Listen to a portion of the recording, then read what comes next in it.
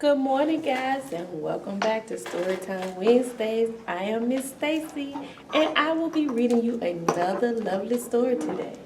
And today's story that I will be reading to you all is titled Library Lion. That's right, Library Lion. And the author of this book is Michelle Knudsen. So I'm going to get started to read you all this beautiful story of Library Lion. One day, a lion came to the library. He walked right past the circulation desk and up into the stacks. Mr. McBee ran down the hall to the head librarian's office. "Miss Merriweather," he called. "No running," said Miss Merriweather without looking up. "But there's a lion," said Mr. McBee, "and he's in the library."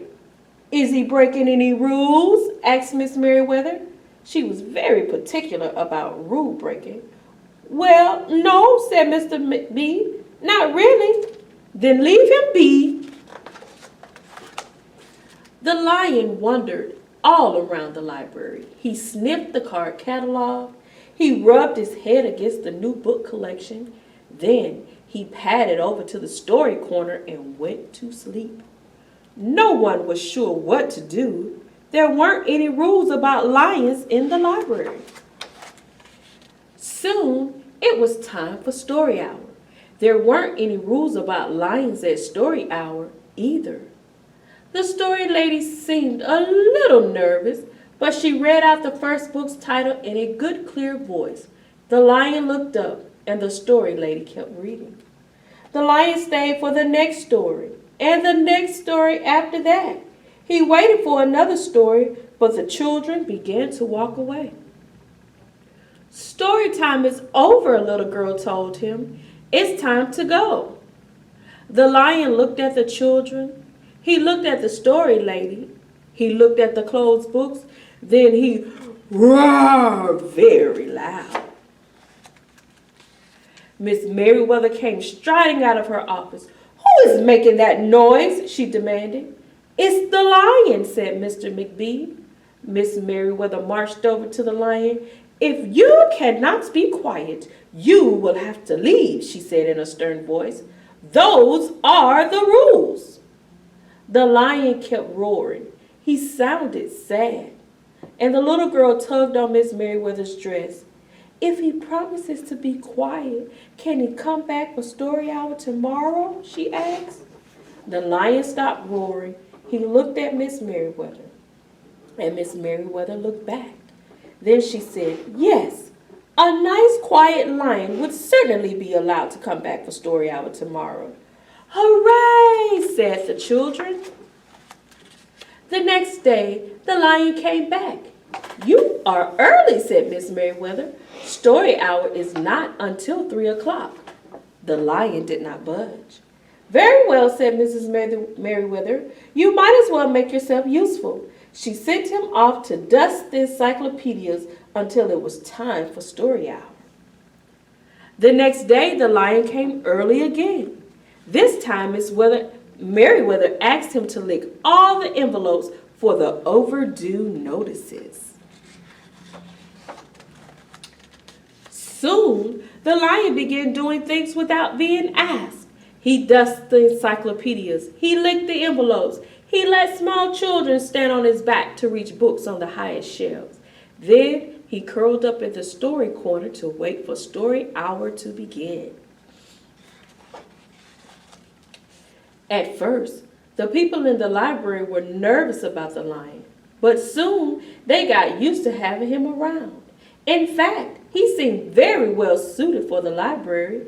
His big feet were quiet on the library floor. He made a comfy backrest for the children at story hour, and he never roared in the library anymore. "What a helpful lion," people said, and they patted his soft head as he walked by. "How did we ever get along without him?" Mr. McBee scowled when he heard that. They had always gotten along fine before. No lions were needed. Lions, he thought, could not understand rules. They did not belong in the library. One day, After he had dusted all the encyclopedias and licked all the envelopes and helped all the small children, the lion padded down the hall to Miss Merriweather's office to see what else there was to do. There was still some time left before story hour. "Hello, Lion," said Mrs. Merriweather. "I know something you can do. You can bring a book back into the stacks for me. Let me just get it down from the shelf." Miss Merriweather stepped up onto the step stool. The book was just out of reach. Miss Merriweather stood on her toes. She stretched out her fingers. "Almost there," she said. Then Miss Merriweather stretched a little too far. "Ouch!" said Miss Merriweather softly. She did not get up. "Mr. McBee," she called after a minute. "Mr. McBee." But Mr. McBee was at the circulation desk, and he could not hear her calling. "Lion," said Mrs. Merriweather, "please go and get Mr. McBee." And the lion ran down the hall. "No running," called after him by Miss Merriweather. He put his big front paws upon the circulation desk and looked at Mr. McBee. "Go away, Lion," said Mr. McBee. "I'm busy." The lion whined. He pointed his nose down the hall toward Mrs. Merriweather's office. Mr. McBee ignored him. Finally, the lion did the only thing he could think of to do. He looked Mr. McBee right in the eye. Then he opened his mouth very wide, and he roared the loudest roar he had ever roared in his life. Mr. McBee gasped. "You're not being quiet," he said to the lion. "You're breaking the rules." And Mr. McBee walked down the hall as fast as he could. The lion did not follow him. He had broken the rules. He knew what that meant. He hung his head and walked toward the doors. Mr. McBee did not notice Miss Merriweather. He called as he walked, "Miss Merriweather, the lion broke the rules! The lion broke the rules!" He burst into Mrs. Merriweather's office. She was not in her chair. "Miss Merriweather," he asked. "Sometimes, Miss Merriweather," from the floor behind her desk, "there is a good reason to break the rules, even in the library. Now please go call a doctor. I think I've broken my arm." Mr. McBee ran to call a doctor. "No running," Mrs. Merriweather called after him. The next day, things were back to normal. Almost. Miss Merriweather's left arm was in a cast. The doctor had told her not to work too hard. "I will have my lion to help me," Miss Merriweather thought. But the lion did not come to the library that morning. At 3 o'clock, Miss Merriweather walked up to the story corner. The story lady was just beginning a story for the children. The lion was not there. People in the library kept looking up from their books and computer screens, hoping they would see a familiar furry face, but the lion did not come that day. The lion did not come the next day either, or the day after that. One evening, Mr. McBee stopped by Mrs. Merriweather's office on his way out. "Can I do anything for you before I go, Miss Merriweather?" he asked her. "No, thank you," said Mrs. Merriweather. She was looking out the window. Her voice was very quiet, even for the library. Mr. McBee frowned as he walked away. He thought there probably was something he could do for Miss Merriweather after all.